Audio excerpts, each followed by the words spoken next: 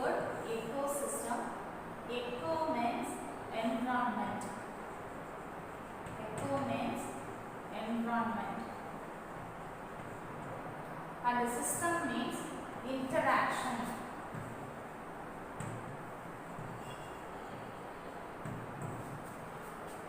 So in this word ecosystem, eco means environment, system means interaction. So interaction between the environment. So in this word ecosystem is introduced about A.G. Tansley. A.G. Tansley.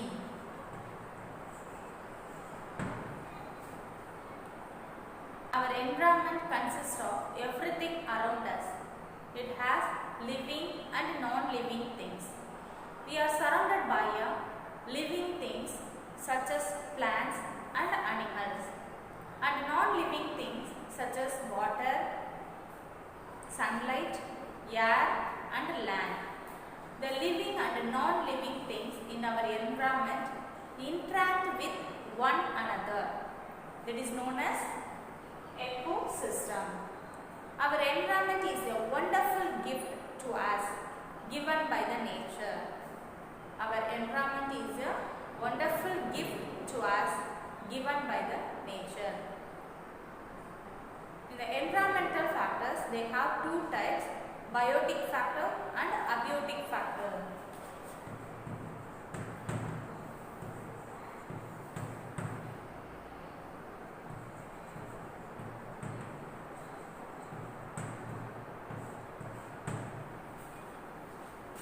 Environment has two factors, biotic factors and abiotic factors. Biotic factors, living organisms in our environment are called biotic factors. In biotic factors, for example, plants, animals and human beings. In plants cannot move around like animals, but they grow and their shoots show movements towards the sun. So the plants are also called as biotic factors. The second one, abiotic factors, non-living things in our environment is called as abiotic factors. For example, land, water, air, sunlight, etc.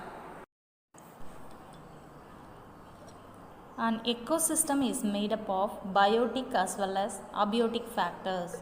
The interaction of living organisms with their physical environment builds up the ecosystem and is designated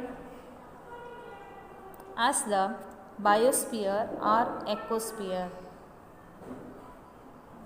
A community of living and non-living things that work together, have no particular size. Biodiversity is key to a balanced ecosystem. An ecosystem, the term was first introduced by A.G. Tansley. Ecosystem consists of two words. Eco means environment and system means interaction. Ecosystem includes all abiotic and biotic factors in one particular environment. Biotic factors, the living parts of one ecosystem.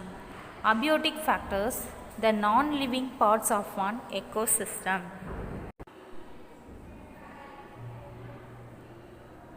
In biotic factors, it has three types: producers, consumers, decomposers. In consumers, they have two types: primary, secondary consumers, tertiary consumers. For examples for biotic and abiotic factors, it means living and non-living things. First one, living things, animals, plants, fungi, bacteria. Non-living things, for examples, water, sunlight, soil, air, temperature. Once again, the difference between biotic and abiotic factors.